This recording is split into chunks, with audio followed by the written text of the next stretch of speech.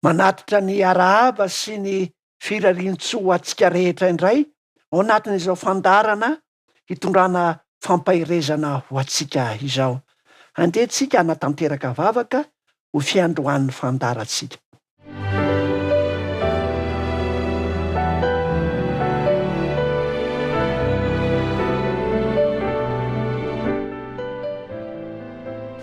Ray masina sy tsara indrindra ny an-danitro, mankasitraka anao indrindra izahay no ny fanomezanao anay izao fahafahana izao handray ny teninao sy vavaka aminao. Mangataka indrindra izay ny famelan-keloka sy fampitoeranao ny fanahinao masina aminay tsirairay avy. Aoka ny teninao tompo malalo hitondra famelombelomana ho anay ary iorenanay amin'ny finoananao. Ny anaran-tsoinao Jesosy Kristy mpamonjy no hanonana izany vavaka izany. Amen.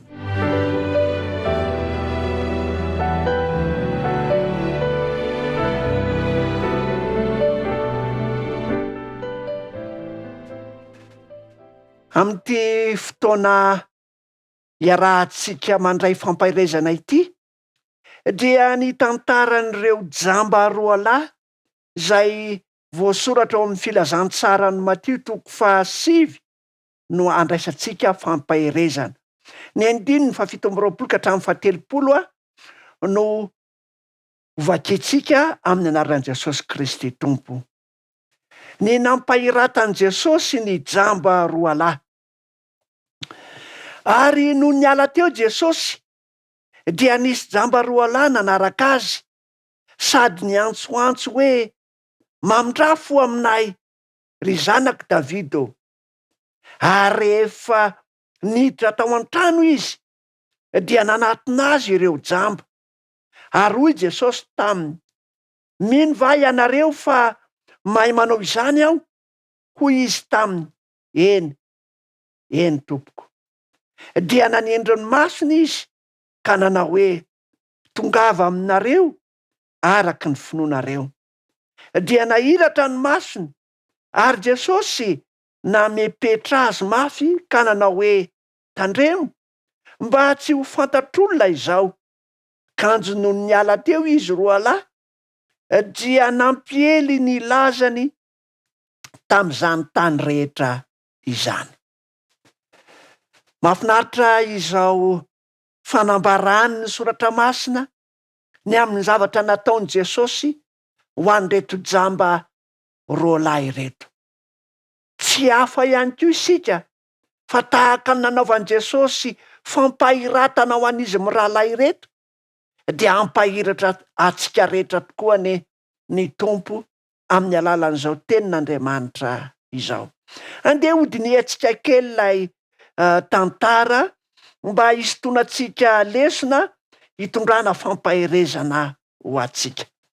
Ary no niala teo Jesosy, niala teo amin'ilay toerana izay nananganana ny zanaka vavin'ilay mpanapaka na asitranany ilay vehivavy izay efa narary ny atiny ela. No niala tamin'ny toerana sy ny tokantrano izay nananganana ny maty dia niala teo Jesosy ry havana. Ilay voambolana hoe niala aloha no ho raisitsika voalohany. Eny, nielan'i Jesosy tokoa ny fiandrianany sy ny fiankofan'ny anjely tany an-danitra fa tonga ho anao teto tany Jesosy mba hampahiratra antsika ho amin'ny fiainana mandrakizay.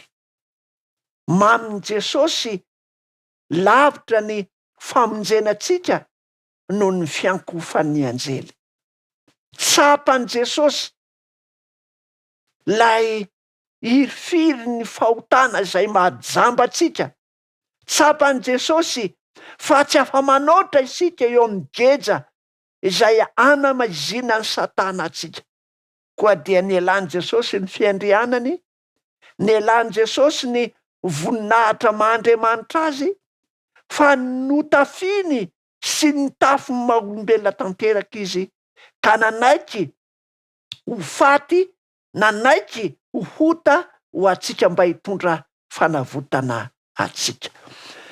Niala teo Jesosy, nefa niala teo amin'ny toerana io izy dia nisy jamba roalahy nanaraka azy.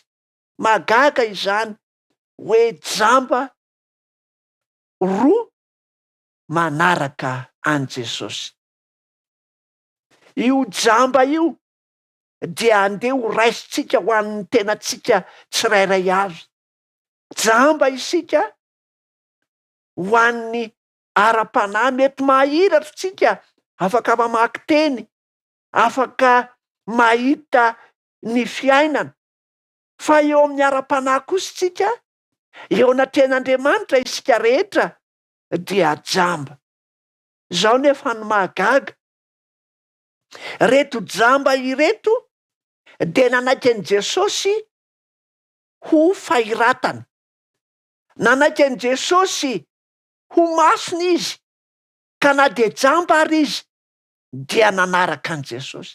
Ataon'ny jamba ahoana tokoa moa no manaraka olona izay tsy fantany, fa reto jamba ireto dia voalaza ny soratra masina fa nanaraka an'i Jesosy. Ny antony voalohany, Jesosy no nandray azy, ary Jesosy no nekeny koa faharoa ho fahitana ho azy. Ho Jesosy no maso izay andehanana. Ary rehefa nanaraka an'i Jesosy izy ireo, rehefa ray lalana tamin'i Jesosy izy ireo, dia niditra tokonam-baravarany trano anankiray Jesosy. De mbola nanaraka koa izy mirahalahy ry havana. Andaotsika handray an' Jesosy ho fahiratana ho atsika. Ary Jesosy dia manaiky ho maso ho maso ho anao, ka ho tonga eo amin'ilay faritra izay anasitranany atsika.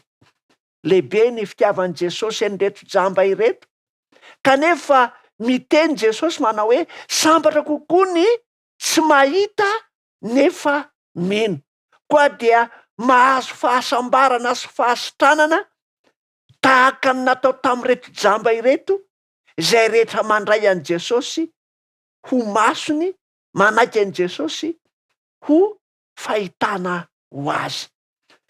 Dia nandeha tamin'ny finoana izy mirahalahy, nandeha tamin'ny fanarahana an'i Jesosy izy mirahalahy. Rehefa nandeha izy mirahalahy dia tsy nitoetra fotsiny hoe manara-poana na hoe manara-drenirano, fa nisy zavatra nataony ihany koa, dia ny fiantsoana. Ny fiantsoana nataony dia nanao hoe ry Jesosy zanak' Davido, mamindra-fo aminay. Ny famindra-po no anfangatahana ny mpololotra tamin'ny vavany. Ny famindram-po no antsoantso nivoaka tamin'ny molony. Tiano azy ny toetra an'Andriamanitra, tiano azy ny fahasitranana ao amin'i Jesosy. Engane, izany fahasitranana sy fahiratana ao amin'i Jesosy izany no alainao.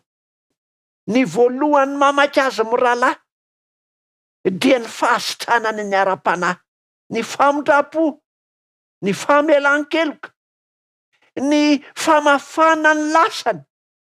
Izany samy hafa ny hoe mitaraina sy ny hoe miantso famindra-po. Tsy mba nitaraina izy reto nanao hoe Jesosy eo jamba izahay, sitrano izahay. Matetika tokoa isika eo amin'ny fiainana dia izay miatra eo amin'ny ara-nofo no mahatonga antsika hitaraina, fa andao tsy fitarainana no atao, andao tsy fimonomonomana no atao, fa andao ny famindra-po no angatahana amin'Andriamanitra. zava-dehibe lavitra ny fahatsapana ny ara-panahy hositran'i Jesosy mialoha noho ny fahasitranana ara-nofo izay atolony ho atsika. Tiany Jesosy ny manasitrana ny ara-nofo, tsy latsa-danja nefa ny amin'ny ara-panahy izay nataon'izy mirahalahy. Ry Jesosy io mamindra fo aminay, ry zanak' Davida io mamindra fo aminay. Manaiky an' Jesosy manana ny fahefany mipetraka eo amin'ny seza fiandrianan'i Davida ho mpanjaka sy mpanasitrana izy mirahalahy. Ekeo koa Jesosy mba ho mpanjaka eo amin'ny fiainanao. Ekeo koa Jesosy ho lay mpisorona be mamindra fo sy miantra ho anao. Rehefa izany no antso-pitiavana tao amin'izy mirahalahy eo am-panarahana an' Jesosy, dia zao ny toy any tantara eo amin'ny 19:20. Ary rehefa niditra tao an-trano izy dia nanantona azy ireo jamba ry havana. Mila manatona an' Jesosy isika. Mila manatona. Andao akekezina. Andao hiary toetra amin'ny Kristy. Andao tsy antso fotsiny. Andao tsy anaraka fotsiny. Fa andao hiary toetra anakaiky an' Jesosy isika. Mahafinaritra ny hoe manaraka an' Jesosy sika ao anatin'ny fiangonana, ao anatin'ny tokantrano, manatanteraka fampofavahana. Fa ny tena zava-dehibe dia hoe tsy nanaiky ilay jamba raha tsy mitoetra eo amin'i Jesosy. Ianao ihany koa aza manaiky ianao ny hoe anaraka, aza manaiky ny ianao ny hoe hiantso mazoto amin'ny fivavahana. Misy ane olona tonga any am-piangonana nefa tsy miray amin'i Kristy. Misy ane olona izay heverina hoe manamaizy azy eo amin'ny sehatra ara-pinoana sy ara-pivavahana, kanefa tsy eo amin'i Jesosy. Andaontsika hitoetra sy anaiky ho akaikin'i Jesosy. Ary rehefa teo akaikin'i Jesosy izy, tonga teo amin'ilay jamba, dia hoy Jesosy taminy, mino va ianareo fa mahay manao izany aho? Ry havana, aoka sika anaiky ny fahefan'i Jesosy ho mpanafaka atsika, ho mahay ny zavatra rehetra ho atsika. Andriamanitra dia miasa ho famonjena atsika. Andriamanitra dia manatanteraka izany. Ary dia rehefa tonga amin'ny valiteny mahafatra-po izy mirahalahy, lay valiteny eto no atao hoe fanekem-pinoana.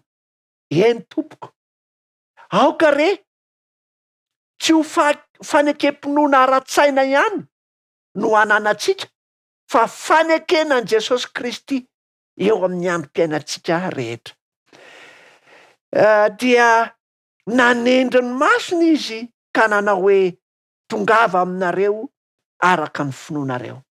Ankehitriny ihany koa Jesosy amin'ny alalan'ny teniny, amin'ny alalan'ny fanahy masina, dia manendry ny tsirairay mba hahiratra ho tonga eo aminy. Aza miandry ahiratra feno ianao voanakaiky an' Jesosy fa tahaka an'ireto jamba ireto. Na dia jamba aza dia manaraka an' Jesosy. Na dia jamba aza dia miantso ny famindram-po. Na dia jamba aza dia manakaiky an' Jesosy. Ary dia manaiky ny fahefany ho mpanasitrana. Nasitrana anao ane. Lay tompo ny tompo sy mpanjaka ny mpanjaka dia azo izany fanasitranana izany. Ary dia aoka ianao ampihely ny fahasoavan'Andriamanitra sy ny fahiratanao izay ndraisinao tamin'Andriamanitra. Andehantsika hitondra izany teny izany mba hampahiratra antsika ho azy. Hivavaka isika.